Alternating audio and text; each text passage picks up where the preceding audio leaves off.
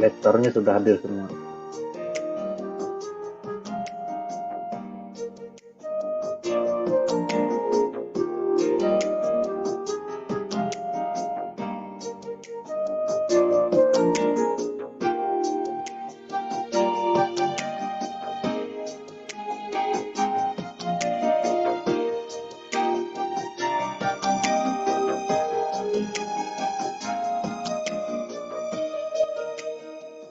Yosua 15 ayat 1 sampai 63, demikian firman Tuhan.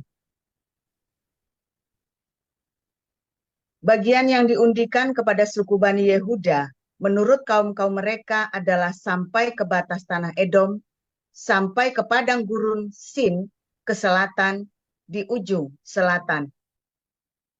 Batas selatan bagi mereka mulai dari ujung Laut Asin, dari teluk yang menghadap ke selatan, lalu keluar pada sebelah selatan pendakian Akrabim, terus ke Zin, naik ke sebelah selatan Kadesh Barnea, terus ke Hezron, naik ke Adar, membelok ke Karka, terus ke Asmon, dan keluar pada sungai tanah Mesir, sehingga batas itu berakhir ke laut.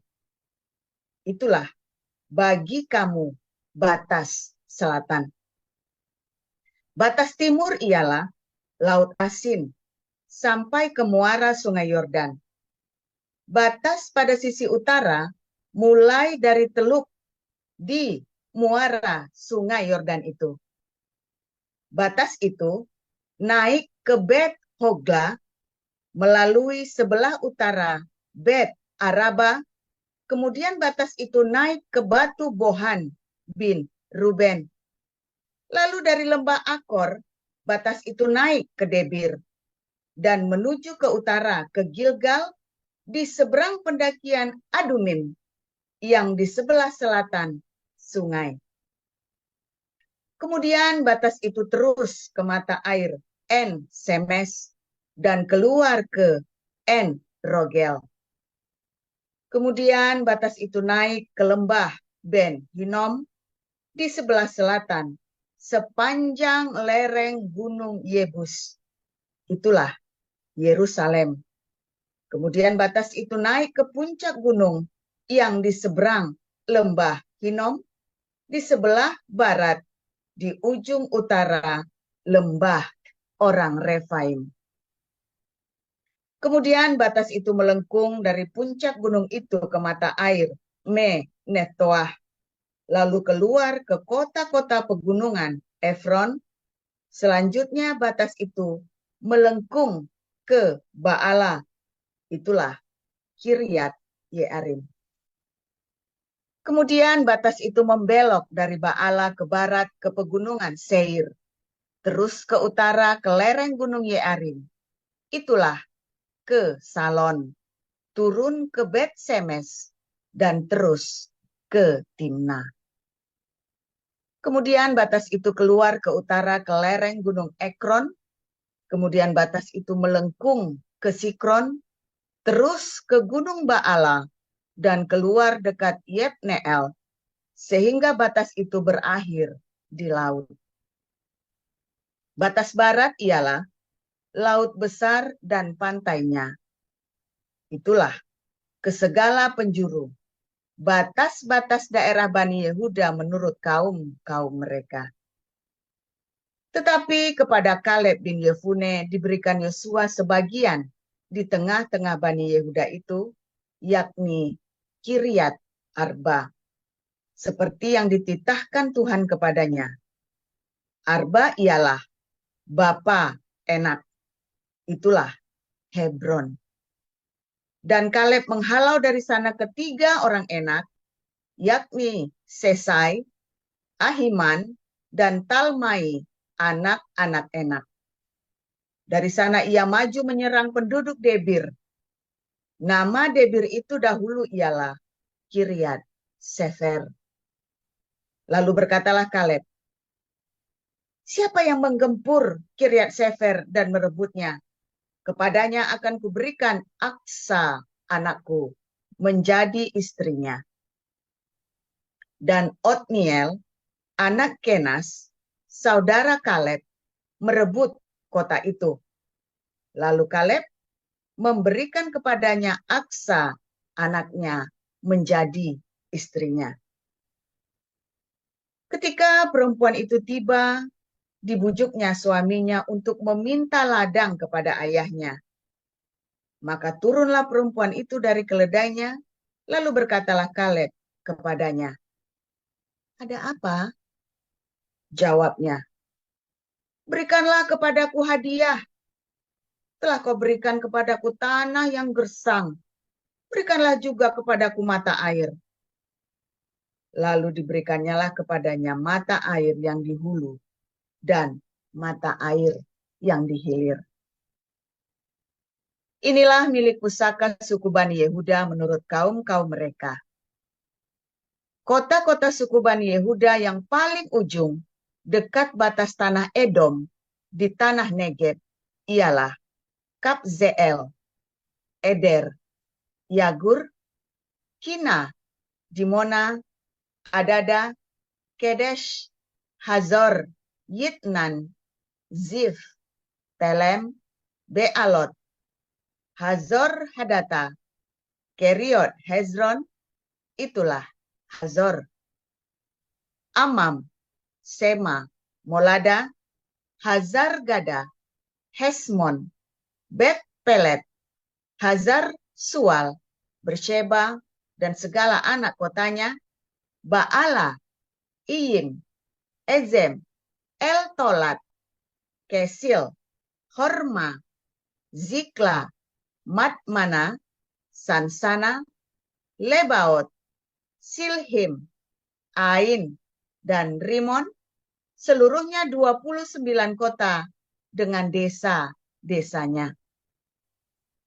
Di daerah Bukit Esitaol, Zora, Asna, Zanoa, Enganim, Tapuah, Enam, Yarmut, Adulam, Soko, Azeka, Saaraim, Aditaim, Gedera, dan Gederotaim, 14 kota dengan desa-desanya. Zenan, Hadasa, Migdal Gad, Dilean, Mispa, Yokteel, Lakis, Boskat, Eglon, Kabon, Lahmas, Kitlis, Gederot, Bet Dagon, Naama, dan Makeda, 16 kota dengan desa-desanya. Libna, Eter, Asan, Yiftah, Asna, Nezib, Kehila, Akzib, dan Maresa, 9 kota dengan desa-desanya. Ekron dengan segala anak kota dan desanya. Mulai dari Ekron sampai ke laut, segala yang di sisi Asdod dan desa-desanya, Asdod dengan segala anak kota dan desa-desanya, Gaza dengan segala anak kota dan desa-desanya, sampai ke sungai tanah Mesir, laut besar, dan pantainya. Lagi di pegunungan, Samir, Yatir, Soko, Dana, Kiryat Sana, itulah Debir. Anab, Estemo, Anim, Goshen, Holon, dan Gilo, 11 kota dengan desa-desanya.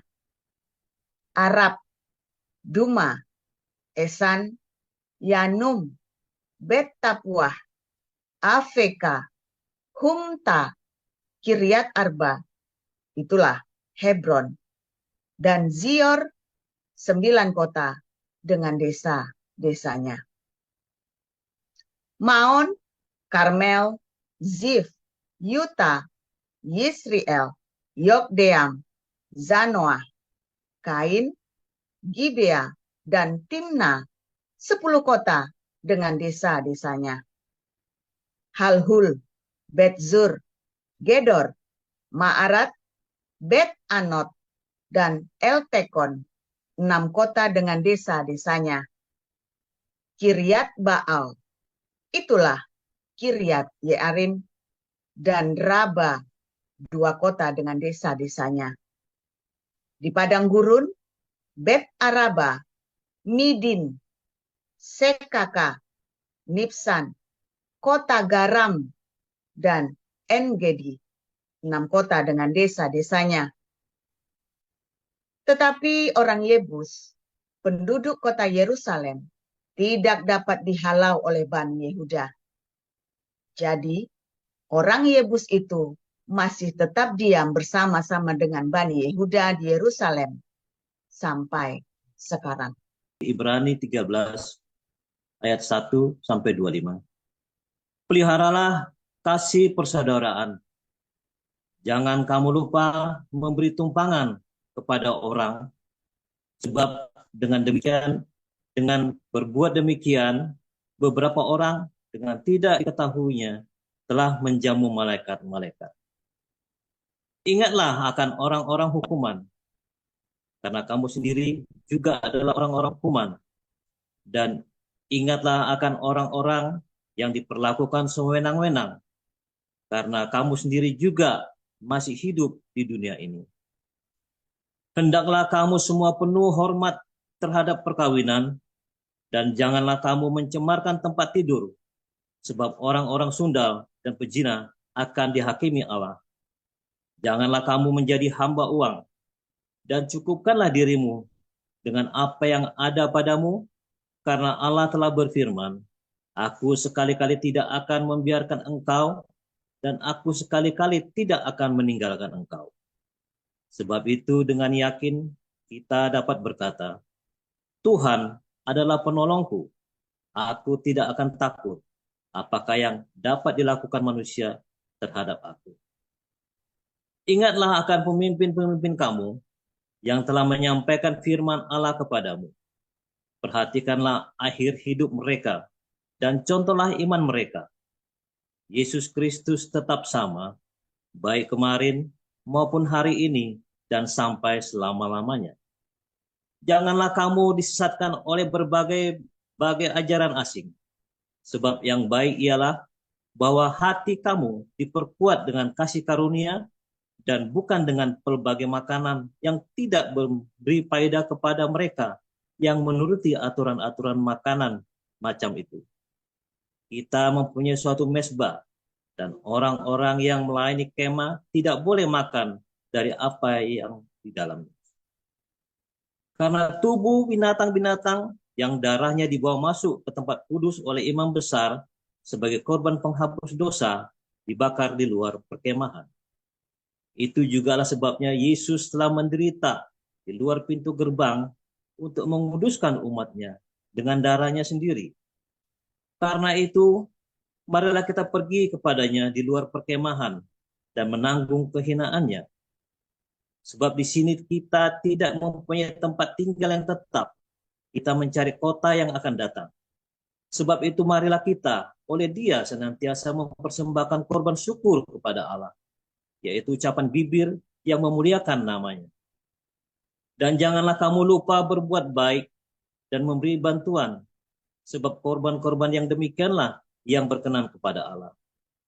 Taatilah pemimpin-pemimpinmu dan tunduklah kepada mereka, sebab mereka berjaga-jaga atas jiwamu sebagai orang-orang yang harus bertanggung jawab atasnya. Dengan jalan itu mereka akan melakukannya dengan gembira, bukan dengan keluh kesah, sebab hal itu tidak akan membawa keuntungan bagimu. Berdoalah terus untuk kami, sebab kami yakin bahwa hati nurani kami adalah baik, karena di dalam segala hal kami menginginkan suatu hidup yang baik. Dan secara khusus aku menasihatkan kamu, agar kamu melakukannya, supaya aku lebih lekas dikembalikan kepada kamu. Maka Allah damai sejahtera, yang oleh darah perjanjian yang kekal telah membawa kembali dari antara orang mati Gembala Agung segala domba, yaitu Yesus Tuhan kita. Kiranya memperlengkapi kamu dengan segala yang baik untuk melakukan kehendaknya dan mengerjakan di dalam kita apa yang berkenan kepadanya oleh Yesus Kristus, bagi Dialah kemuliaan sampai selama-lamanya. Amin. Dan aku menasihatkan kamu, saudara-saudara, supaya kata-kata nasihat ini kamu sambut dengan rela hati, sekalipun pendek saja suratku ini kepada kamu.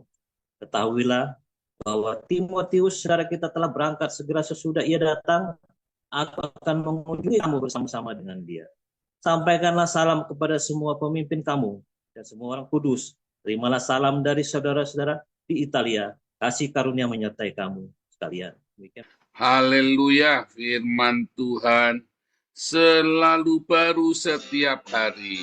Bila Anda menanti-nantikan Tuhan dengan penuh cinta, sabar ya, sabar, konsisten sampai titik darah penghabisan. Lolos kamu pasti. Cuman jangan lupa rendah hati ya. Saudara, semua orang hidup itu ada takarannya, sudah ada jatahnya. Ya, ada jatahnya. Itu hukum universal. Mau Islam, Buddha, Kristen, ya semua orang hidup ada jatahnya. Nah, yang tidak ada disebutkan dalam hukum universal adalah bagaimana cara kamu melebarkan jatahmu itu. Setiap orang ada batoknya, ukuran batoknya sudah tertakar, ya. Semua orang ukuran batoknya sudah ditakar, batok nasinya. Lalu bagaimana cara memperbesar batok nasi itu? Itulah yang penting, saudara ya. Batok nasi itu ya cerita tentang rezeki materi, ya, tetapi juga kebahagiaan, ya. Filsafat Jawa, pagar batok lebih tinggi dan lebih tebal daripada pagar tembok. Ini filsafat Jawa banget ya. Kasih makan tetanggamu, ya. Nanti rumahmu itu tidak usah dikunci, saudara. Serius, saudara ya. Kasih makan tetanggamu. Jangan membuat iri tetanggamu, ya, dengan beli-beli barang-barang mewah, tetanggamu lapar, ya. Itulah sebabnya mereka jadi tetanggamu, saudara. Supaya kamu peduli di dalam kesusahan mereka, ya. Itulah cara memperbesar batok nasimu, saudara, ya. Karena dengan batok yang sekian saja, dengan rezeki sekian saja, kamu bisa berbagi. Makin ditambah rezekinya, kamu makin bisa berbagi. Tapi kebanyakan orang ditambah rezekinya makin nggak bisa berbagi. Ya, lagu tema kita ya, dunia ini lebih dari cukup. Kalau kita semua mau berbagi, nggak usah kamu pergi ke Mars, nggak usah kamu pergi ke bulan. Dunia ini lebih dari cukup. Serius, saudara. Anda mau satu dunia itu isinya, ya sekarang seluruh dunia ini isinya 5-7 miliar. Sekalipun 15 miliar, saudara. Banyak tempat kosong masih. Masalahnya manusia tidak mau berbagi, makanya dunia nggak cukup. The world is not enough. Padahal harusnya the world is more than enough. Ya, Tuhan sudah ciptakan sedemikian rupa, ya, supaya mau berbagi itu. Tapi karena ada yang serakah, ada yang tidak mau berbagi, maka nggak bisa, saudara. Semua ya, Israel pun sudah dijatah. Makanya Israel tidak mau ekspansi seperti fitnah-fitnahnya orang-orang Islam ini ya. Israel tidak akan mengambil tanah yang bukan miliknya, saudara, karena sudah dijatah, mereka juga nggak berani. Loh, perlu tanah nggak? Loh, ngapain perlu tanah lagi? Repot, saudara. Emang itu tanahnya bagus, kalau tanahnya emas semua diambil, saudara. Ya, mendingan mereka punya double warga negara. Mereka warga negara Israel, tapi tinggal di Amerika. Mereka warga negara Israel, tapi tinggal di Singapura, tinggal di Jerman, tinggal di Eropa, ya kan? Tinggal di Australia. Mereka kaya, mereka tinggal di tempat lain. Kalau mereka butuh balik, tinggal balik saja ke Yerusalem. Kan begitu, saudara. Itu benar, hanya kayak Singapura, apa perlu nambah luas? Nggak perlu. Kenapa? Karena Singapura itu sumber daya ada di luar negeri semua, ada di luar Singapura semua, orang-orang pinternya. Sama seperti Israel. Mereka tidak akan mengambil wilayah yang bukan miliknya.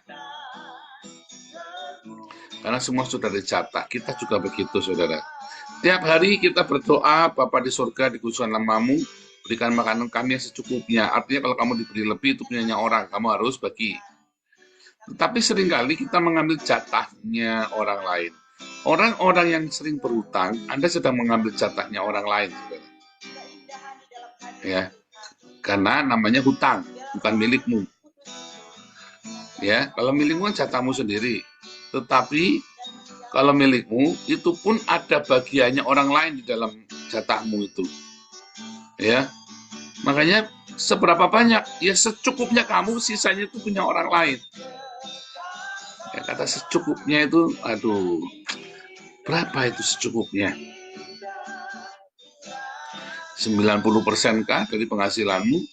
Atau 10% dari penghasilanmu itu kamu bilang cukup? Nah, secukupnya itu adalah hatimu, saudara.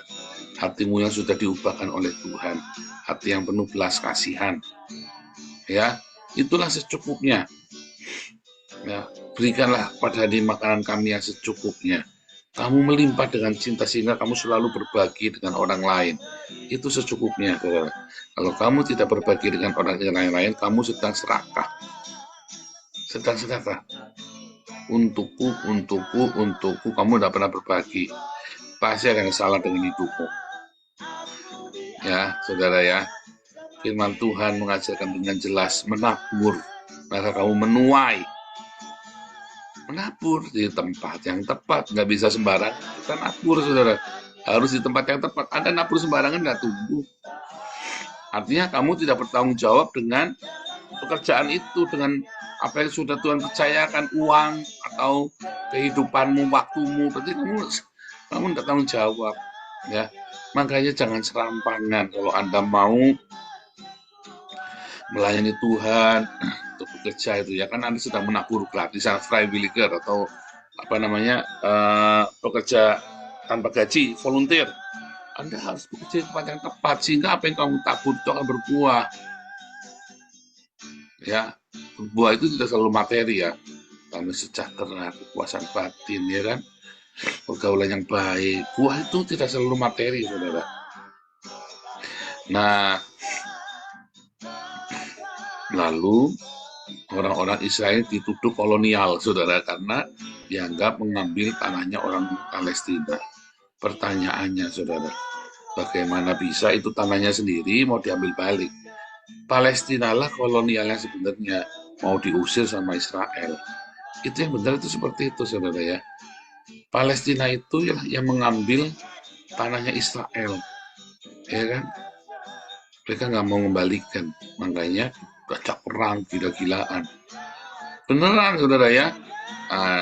Kebetulan minggu ini kita di Den Haag, di Christian Center kita, Agios Christian Center ini kita akan membahas mengapa orang Yahudi menolak Yesus sebagai Mesias. Sebagian sudah saya terangkan di Koinonia ya.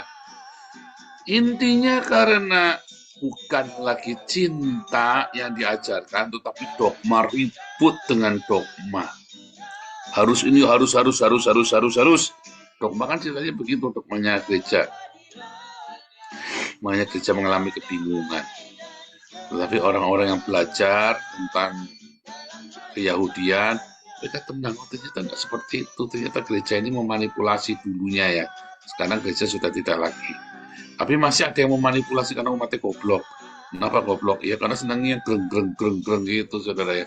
Kalau greng itu cukup megang listrik 20.000 ya volt, pasti greng, saudara. Ya kan? Nah, masanya greng itu Holy Spirit katanya. Nggak usah, kalau mau greng nggak perlu Holy Spirit. Greng itu Anda pegang listrik aja. Rambut berdiri semua nanti, saudara ya. Ini nggak usah greng. Aduh, Anda senangnya greng, ya salahmu sendiri, saudara ya. Belajarlah dari Tuhan Yesus, hidup sederhana. Belajarlah punya patokan standar hidupmu adalah Tuhan Yesus sendiri. Ya, belajar. Anda kudu mengejar. Dari mana kita tahu Yesus? Dari Alkitab. Dari Alkitab, sehingga kamu tidak bergaya hidup yang melebihi lewatan. Ya, hidupmu ringan. Ketika Tuhan Yesus datang, kamu sudah siap meninggalkan dunia. Switch dalam tubuh kemuliaan. Kuncinya, saudara, kamu harus belajar berbagi untuk memperbesar batok nasimu. Dan berhentilah berhutang-hutang. Karena hutang-hutang itu yang akan menjadi, itu tadi, belalang kupu-kupu, siang makan nasi, kalau malam minum susu. Karena utangnya gampang, cari duitnya gampang kan, dengan utang kan cari duitnya gampang, buangnya gampang, habis semua. Ya kan, makanya jangan sembarangan utang-utang, saudara ya. Karena itu yang akan membuat pertumbuhan rohanimu jadi mandek. Kenapa dalam hidup kamu utang piutang itu kamu jadi mengeraskan hati kan, kudu ndablek kan. Kamu harus mengeraskan hati. Sejak itu Tuhan tidak akan bicara padamu lagi, saudara. Bohong kalau bilang Tuhan masih bicara sama kamu, saudara. Anda berarti selama ini berilusi tentang Tuhan. Serius, saudara ya. Bertobat, stop utang-utang supaya Tuhan kembali bicara. Saya pengalaman, saudara ya. Selama kebutuhan usia buka tutup lubang itu, Tuhan tidak bicara apa-apa. Tuhan kenapa tidak bicara? Tuhan dia nggak bakal bicara, saudara. Kenapa? Karena dia buka tutup lubang hidupnya, tidak benar. Tetapi kalau kamu hidupnya memadankan diri dengan apa yang ada, ya sudah selesai semua utang-utangmu, maka Tuhan akan mulai bicara padamu, menuntun ke kanan atau ke kiri, walaupun air dan rotimu serba sedikit, kata Yesaya ya. Sekalipun aku memberikan air dan roti serba sedikit, tapi penebusmu itu kamu akan bertemu muka dengan penebusmu, saudara. Cukupkan dirimu dengan apa yang ada. Nggak usah bergaya hidup mewah, glamor. Cukupkan apa adanya, nggak usah takut dihina apa segala macam. Saudara, semua hinaan, semua yang tidak baik, ya selalu terjadi dalam hidup kita. Entah itu benar, entah itu enggak, pokoknya pasti ada omongan. Nah, di tengah omongan itu orang menjadi dewasa. Kalau kamu nggak dewasa, mutung pergi, ya berarti kamu nanti ngulangi lagi tempat lain, saya deh. Ngulangi lagi sampai kamu lulus dalam hal itu, dan lulusnya berkali-kali, ya enggak? Makanya jangan tersinggungan. Nah, balik lagi ke ketakaran ya, ketakaran kita. Sampai seberapa jauh takaran hidupmu, saudara? Artinya Anda bukan cuma ngasih-ngasih saja makanan, apalagi kasih uang ya, jangan ya.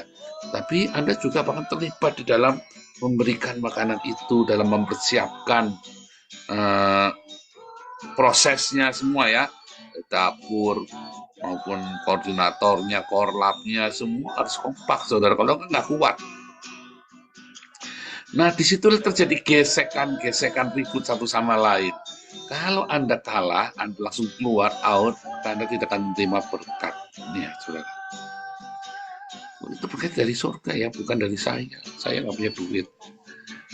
Tapi hidupmu akan diberkati, saudara.